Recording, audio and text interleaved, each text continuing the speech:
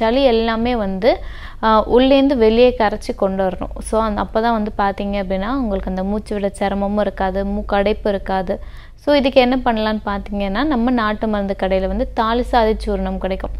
So இந்த தாலிசாதை சூர்ணம் பார்த்தீங்க அப்படின்னா ஒரு நல்ல மூலிகை, நம்மளோட நுரையீரலில் இருக்க சளி எல்லாம் வந்து வெளியே கரைச்சி கொண்டு வரதுக்கும் சரி, நமக்கு வந்து சளி பிடிக்காமலும் வந்து நம்ம பார்த்துக்கிறதுக்கு இந்த தாலிசாதை சூர்ணம் வந்து நல்லா ஹெல்ப் பண்ணும். ஸோ இந்த தாலிசாதை சூர்ணம் எப்படி எடுக்கணும்னு பார்த்தீங்க அப்படின்னா, காலையிலையும் நைட்டும் வந்து ஒரு ஸ்பூன் அளவுக்கு வந்து உணவுக்கு அப்புறமா வந்து வெதுவெதுப்பான பாலில் மிக்ஸ் பண்ணி நீங்கள் உள்ளுக்கு எடுத்துகிட்டு வந்தீங்க அப்படின்னா உங்களுக்கு அந்த சளி தொந்தரவு நல்லா கம்மியாகும்.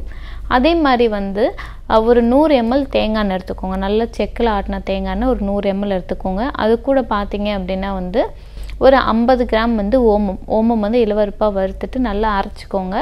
மையை அரைச்சிட்டு அந்த எண்ணெயில் கலந்துட்டு நல்லா காய்ச்சுங்க. எண்ணெய் காய்ச்சினதும் அந்த எண்ணெயை வடித்து வச்சுட்டு அது கூட பார்த்தீங்க அப்படின்னா வந்து ஒரு 10 கிராம் அளவு பூங்கற்பூரம் சொல்லுவோம் இல்லைங்களா, பச்சை கற்பூரம் சேர்த்துக்கோங்க.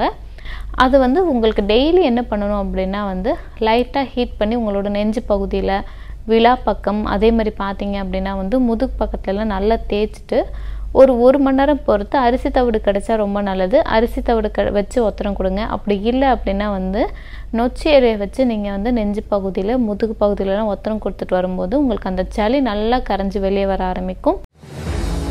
மேலும் ஆரோக்கிய வாழ்விற்கு எளிமையான மருத்துவ குறிப்புகள் மற்றும் சிகிச்சை பெற்று குணமடைந்தவர்களின் அனுபவங்களை உடனுக்குடன் தெரிந்து கொள்ள RJR ஹாஸ்பிட்டல்ஸ் யூடியூப் சேனலை சப்ஸ்கிரைப் செய்து கொள்ளுங்கள்.